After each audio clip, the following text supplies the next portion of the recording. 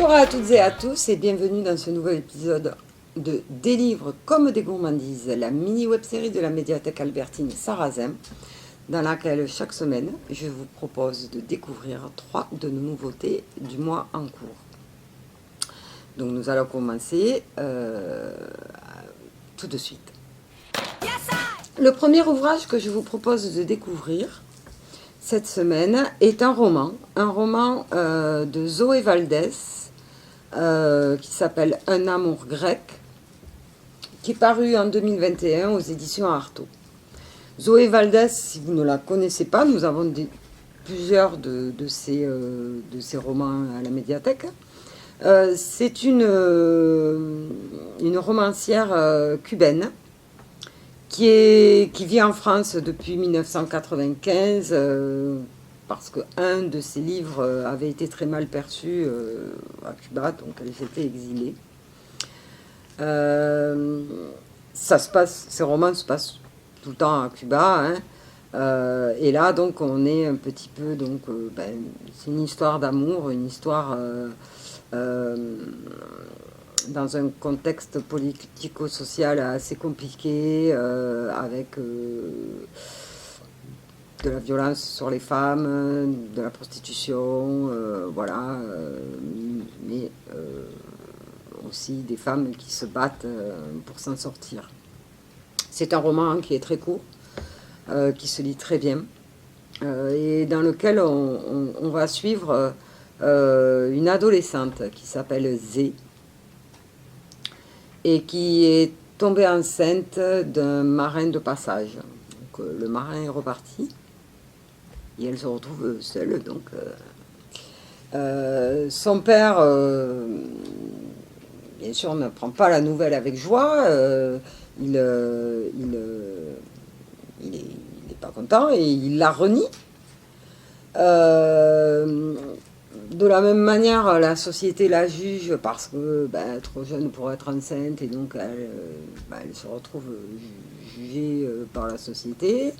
Et donc elle va élever son enfant, parce qu'elle décide quand même de garder son enfant, et elle va l'élever avec l'aide des femmes de sa famille. Et bon, on se dit que elle a quand même eu une bonne idée finalement, parce que son fils, Petros, deviendra un pianiste de renom.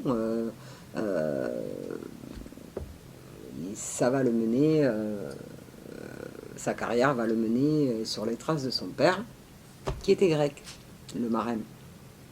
Voilà. Donc, avec Zoé Valdès, on est toujours sur une musicalité des mots. Hein. C'est pas pour rien cubaine, et on sent l'amour de la musique, de cette culture. C'est à la fois poétique, mais aussi simple. Voilà, elle va donc retracer le parcours de cette adolescente, de cette femme ensuite, avec toujours beaucoup d'espoir. Zoé Valdès, c'est toujours des romans pleins d'espoir. Donc un petit roman court qui se lit très bien et qui vous fera passer un bon moment si vous choisissez de le lire. Le deuxième ouvrage que je vous propose est un roman, alors difficile de classer ce roman parce qu'il est à la fois plein de magie et de science-fiction. C'est aussi une dystopie, voilà, et un petit peu une inspiration un peu punk, on va dire. Donc ça s'appelle Les Tentacules. C'est écrit par Rita Indiana. Aux éditions, c'est paru aux éditions Rue de l'Échiquier en 2020. Et donc, on reste pas loin de Zoé Valdès, puisque cet auteur vient de la République dominicaine. Donc, comme je vous disais, c'est un roman assez inclassable. D'abord parce que son autrice, Rita Indiana, est à la fois romancière et musicienne. Elle fait partie un petit peu de la culture queer. Donc ce sont des personnes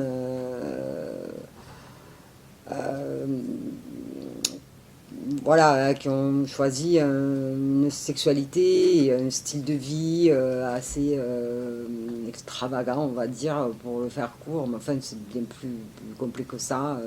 Voilà,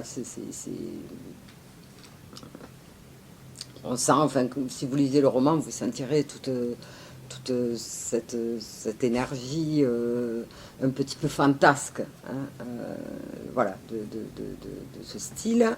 Euh, il y a aussi beaucoup d'écologie, beaucoup de références aux problèmes sociaux, ethniques, des références musicales dans ce roman. Enfin, c'est un roman plein de vie, mais très déroutant. Donc, voilà, c'est pas le roman trop facile à lire, hein. Il faut quand même voilà, s'impliquer, ça se demande quand même au lecteur de rentrer et de travailler un petit peu aussi de son côté. Donc le roman va démarrer en 2027 en République dominicaine. Alors on est en 2027, c'est pas très loin d'aujourd'hui, hein. Mais voilà, en 2027, la République dominicaine est ravagée par des désastres écologiques les uns après les autres. Euh, des désastres qui ont détruit toute la vie marine, une société qui est tombée dans l'hypercapitalisme avec donc une opposition entre une lutte des classes et une dictature. Voilà, ça se retrouve souvent dans les récits d'anticipation, hein, post-apocalyptiques. Donc on est un peu dans ce décor. Euh, et voilà, on va trouver deux personnages, l'un qui s'appelle Acilde et l'autre Argenis. Et comme on est un petit peu dans le futur et dans l'anticipation, ils arrivent à se transporter dans leur vie antérieure. L'un repart en 1991, l'autre au XVIIe siècle, à l'époque des flibustiers. Donc voilà, on est dans deux récits qui vont se passer à des siècles d'écart. Donc c'est un récit très fragmenté, mais voilà, avec des choses. Donc on va retrouver des choses sur les vaudous, puisque c'est quand même.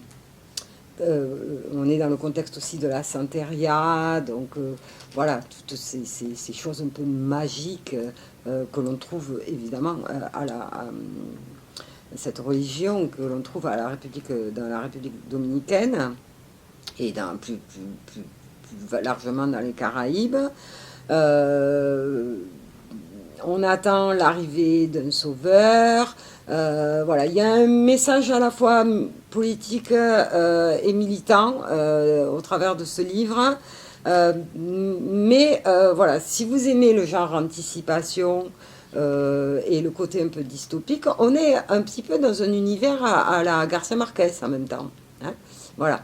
Donc si vous aimez ce style-là, vous allez vous régaler parce que c'est une petite pépite. C'est un roman différent de ce qu'on a l'habitude de présenter. Et c'est bien aussi de découvrir d'autres cultures, notamment donc celle de la République dominicaine. Et ouais, ce type de littérature, un petit peu d'anticipation, voilà, à la fois avec des choses du futur, mais des choses aussi un petit peu très proches de notre présent. Voilà, je vous recommande, mais bon, après, il faut être quand même un adepte du genre, je pense, pour lire ce roman. Le troisième ouvrage que je vous présente aujourd'hui est un ouvrage qui s'appelle, un documentaire qui s'appelle L'œil du photographe et l'art de la composition. C'est un ouvrage écrit par Michael Freeman et qui est paru aux éditions Dunod. Voilà. C'est un ouvrage donc qui s'adresse à tous les amoureux de la photographie. Si vous avez envie, si vous avez un intérêt pour la photo et que vous avez envie de vous perfectionner, c'est l'ouvrage qu'il vous faut. Il est très complet. Il va vous donner des astuces et des connaissances pour, par exemple, composer votre cadre à l'intérieur de vos photos. Voilà, équilibrer ce qu'il y a dans votre objectif, donner du mouvement, donner du rythme. C'est très richement illustrés, pas qu'avec des photos. Vous avez aussi donc beaucoup de petits schémas croquis qui vous expliqueront bien le propos de ce qu'il veut vous montrer. Voilà, donc je pense que c'est un livre très utile, très intéressant, facile à aborder. Pas besoin d'avoir fait des études de photographie, mais voilà, utile si vous pratiquez la photographie et vous avez envie de vous améliorer. C'est l'ouvrage qu'il faut emprunter. Voilà. Voilà pour aujourd'hui. C'est terminé pour cet épisode. Je vous souhaite de passer une très belle semaine. Et je vous propose de nous retrouver la semaine prochaine pour 3 autres nouveautés du mois de janvier.